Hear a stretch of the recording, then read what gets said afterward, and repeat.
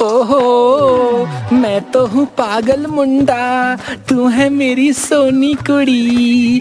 ओहो, मैं तो हूँ पागल मुंडा। वाह वाह वाह वाह, सुबह की सैर और ये पंजाबी गाने, भैया मजा ही आ जाता है यहाँ। अरे झींगा, राधू, तुम तो दूसरे गांव में काम के खातिर गए थे ना भैया? ससुराई का मतलब पंचरंगा अचार बनकर आए हो पूरे, मतलब है। अरे गबरू भाई, हम दोनों तो काम की खातिर दूसरे गांव गए थे, लेकिन वहां के सेठ ने... अबे अपने कासगंज में तो बड़े मिथुन बने फिरते हो, हैं? अब क्या टर टर रोए जा रहे हो, हैं? ओए झींगा, तुम फुटो अपने इस उल्टी काली हांडी से, हैं? पड़ोस के गांव का सेठ वो कंजूस बंसी है और हम दोनों उसी के घर पर काम किया करते थे, लेकिन काम पर रखने से पहले उसने एक शर्त रखी थी। शर्त? कैसी शर्त? बताओ बताओ। कि अगर हम दोनों अपनी मर्जी से काम छोड़कर गए तो वो हमें कोई पैसा नहीं देगा और ऊपर से हमारा मुंह काला कर सर मुंडवा के भेजेगा। और अगर सेठ बंसी खुद हमें निकालता है तो वो अपना मुंह काला कर सर मुंडवा लेगा और ऊपर से पूरे 1 साल की तनख्वाह भी देगा। अरे धत तेरे की है, पूरे कासगंज का नाम डुबो दिया भैया तुम दोनों ने तो, है? दूसरे गांव से सर मुंडवा कर आ गए भैया, बताओ। इतना हवा में मत उड़ो गबरू भाई, उसके यहाँ तो 2 दिन तक काम कर पाना बहुत मुश्किल है। हाँ, 1 नंबर का कसाई है सेठ, कोहलू का बैल बना कर रखता है। दोस्तों की इस बेइज्जती का बदला तो जरूर लेगा रे तेरा ये गबरू। गबरू तू ठीक तो है ना भाई? तू रहने दे, पहले ही 2.5 फीट की हाइट है? सेठ तुझे बुरी तरह से घिस देगा भाई, खत्म हो जाएगा तू पूरी तरह। अबे चुप करो तुम दोनों, है चुप। अब देखना ये छोटा पैकेट कैसे तुम्हारा बदला लेगा और कैसे बड़ा धमाका करेगा। बस किसी तरह उसके घर में काम के लिए अंदर एंट्री मिल जाए बस। आज पूरे 3 दिन हो गए हैं और नौकरों को गए हुए, मुझसे सारे घर का काम नहीं होता।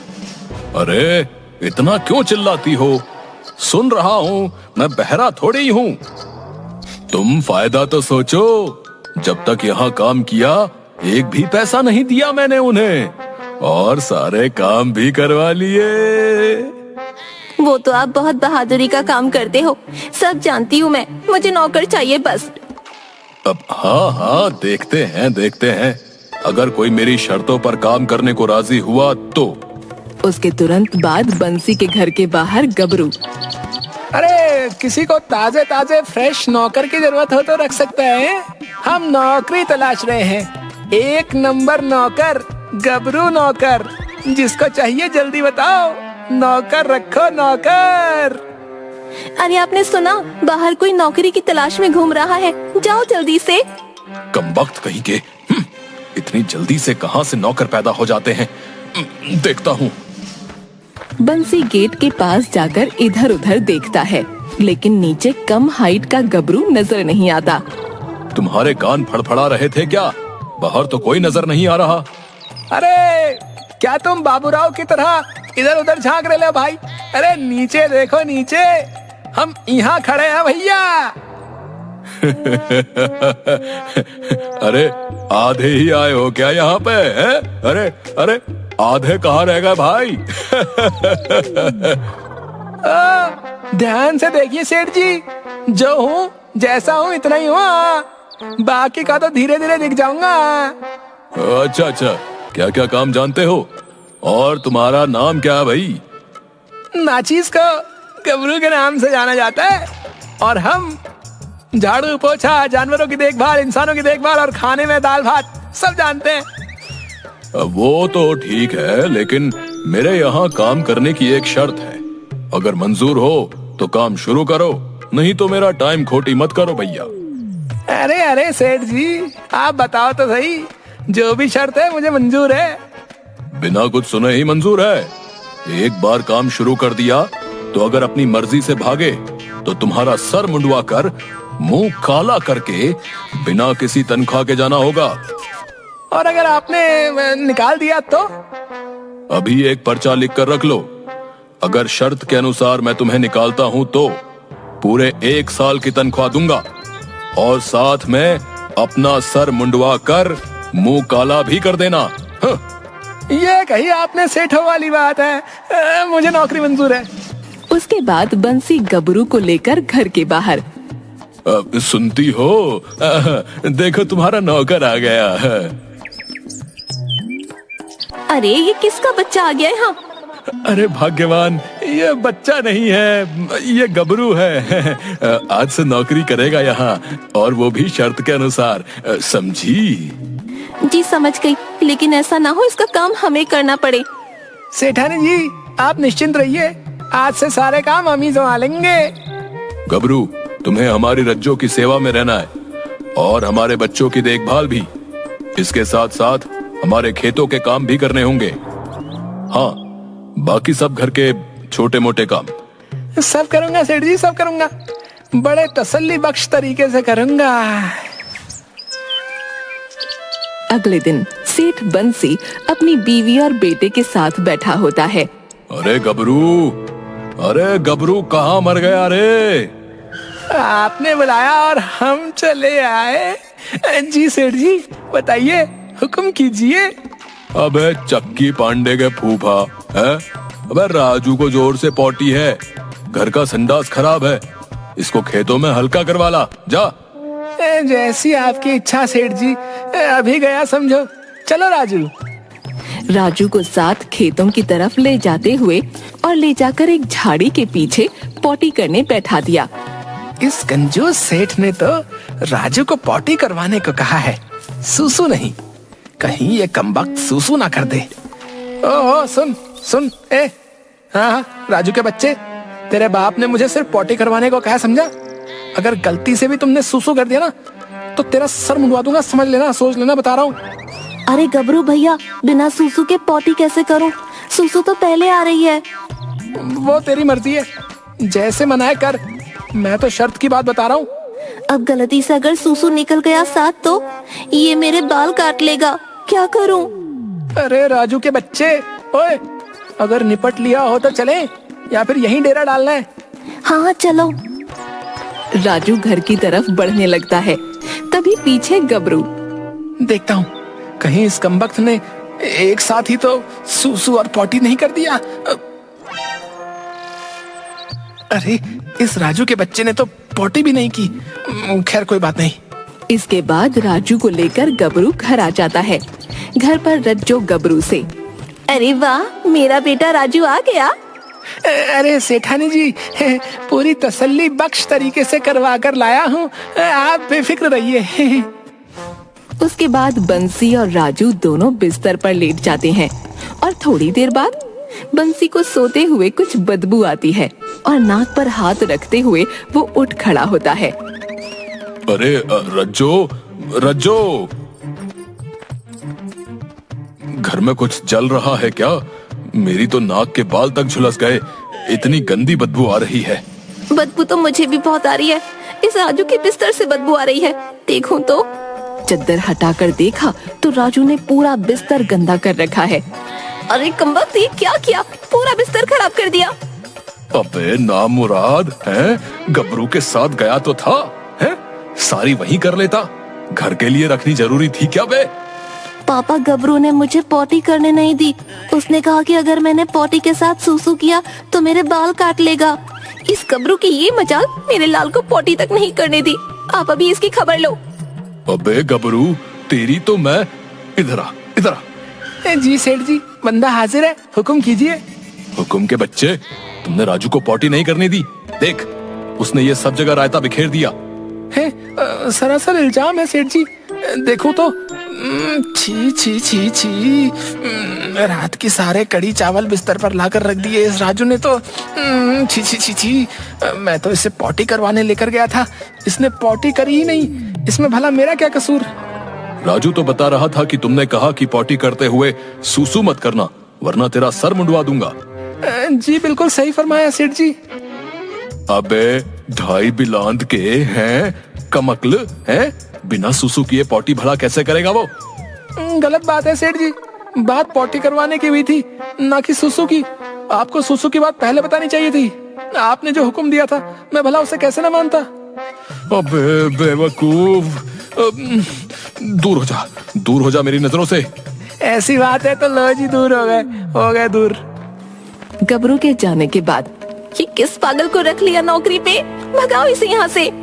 अरे शर्त के मुताबिक इसे भगाने का मतलब है मेरा नुकसान, 1 साल की तनख्वाह और अपने बाल मुंडवाने पड़ेंगे।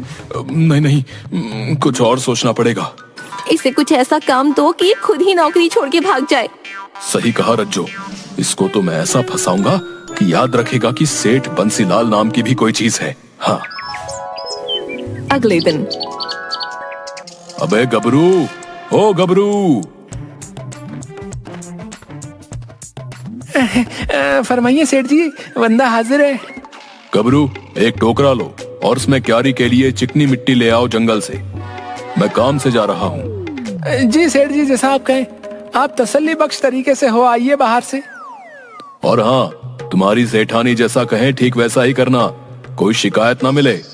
जी सेठ जी, आप बेफिक्र रहे हैं। उसके बाद गबरू टोकरा और एक कुदाल उठाकर खेतों की तरफ चलता है। ए साला, मैं तो साहब बन गया। ओए, साहब बन के और तन गया। ओए, गबरू तू तो सच में कमाल का सिंगर है रे। चलते हुए बहुत ही दूर आ गए हैं, जंगल ठहरा बहुत दूर। ससुरा, यहीं से कंकड़ वाली मिट्टी ले जाता हूँ।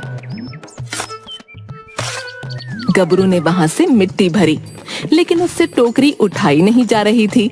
जैसे तैसे करके उसने टोकरी सर पे उठा ली और घर पहुंचकर सेठानी के सर के पास रखकर, अरे सेठानी जी, मिट्टी ले आया हूँ, इसे कहाँ फेंकूं? अरे बेवकूफ, मेरे सर के पास आकर खड़ा हो गया, फेंक दे मेरे सर पे। अच्छा जी, ऐसा है तो लीजिए। हे भगवान, मार दिया इस बेवकूफ ने। तभी वहाँ बंसी आ जाता है। अरे रज्जो, क्या हुआ? यह चोट कैसे लगी? उस 1.5 फुटिए गबरू ने सर पे मिट्टी की टोकरी फेंक दी। अबे गबरू, गबरू। जी आया जनाब, बंदा हाजिर है। अबे गधे, हैं? हमारी रज्जो का सर फोड़ दिया, अब इसकी मरहम पट्टी का भी खर्चा। ये क्या किया तुमने? आपकी आज्ञा का पालन सेठ जी। अबे गधे, मैंने कब कहा ऐसा करने को? आपने ही कहा था सेठ जी, जैसा सेठानी कहे बात माना करना। बस उन्होंने कहा सर पे मिट्टी फेंक दो, मैंने फेंक दी। हाय, किस पागल से पाला पड़ गया। वो तो मैंने गुस्से में कह दिया था। सेठ जी, मैं ठहरा मामूली नौकर, भला मेरी क्या मजाल कि मैं आपकी बात टाल सकूं।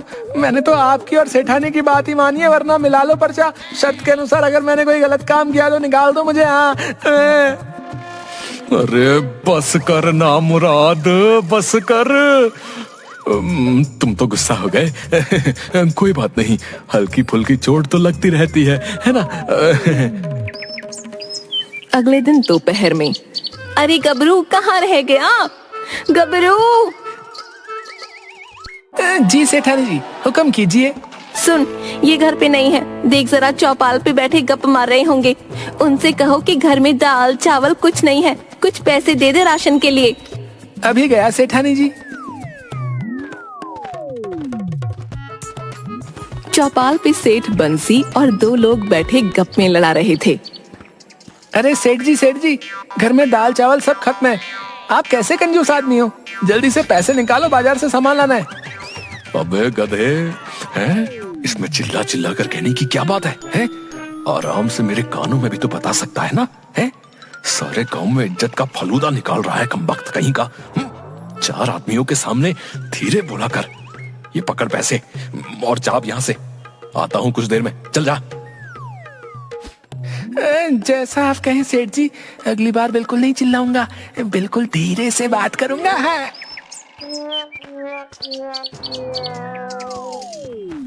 गबरू जैसे ही घर आता है, सेठ बंसी के घर में एक तरफ आग लग गई होती है। सब लोग चिल्ला रहे होते हैं। रज्जो और राजू भी चिल्ला रहे होते हैं। अरे आग लग गई भैया, बचाओ। बुझाओ, कोई आग बुझाओ, आग बुझाओ, कोई आग बुझाओ। अरे बचाओ, अरे बुझाओ भैया, आग को बुझाओ। अरे अब मैं क्या करूं?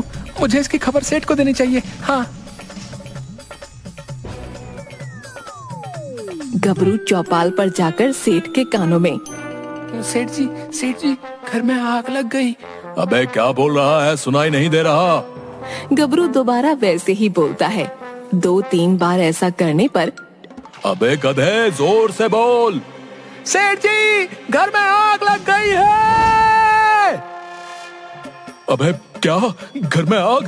बेवकूफ, जोर से नहीं बोल सकता था। सेठ जी आपकी बात मान रहा था। आपने ही कहा था 4 आदमियों के सामने धीरे बोला करो। अगर मैं गलत हूँ तो मिला लो पर्चा। सेठ परेशान होकर सर पे हाथ रखता है। उसके बाद दोनों घर पहुंचते हैं।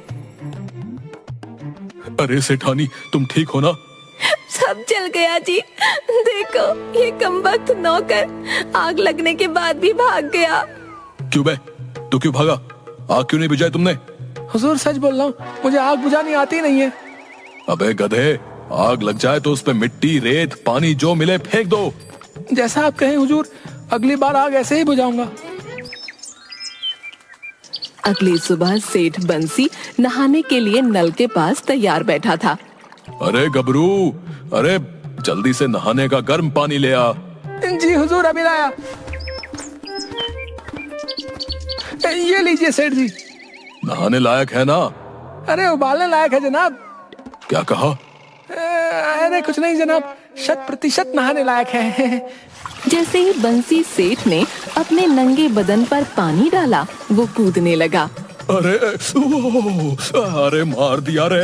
अरे अरे अरे जल गया रे। अरे मेरे शरीर में तो आग लग गई, आग। अरे बचाओ बचाओ।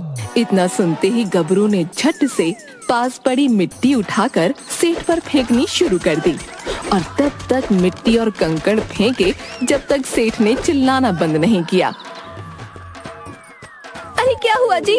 अबे गधे, तो इनके ऊपर मिट्टी क्यों फेंक रहा है? अजीब परिवार है? सेठ जी ने कहा था कि आग लगने पर मिट्टी और रेत कंकड़ सब फेंक दो। मैंने कुछ नहीं छोड़ा। अगर मेरी गलती है तो सेठ जी मिलाओ पर्चा है, निकाल दो मुझे नौकरी से। अबे नहीं मेरे गबरू, अरे तू तो खामखा में गुस्सा हो रहा है। और इतना बोलकर बंसी बेहोश हो गया।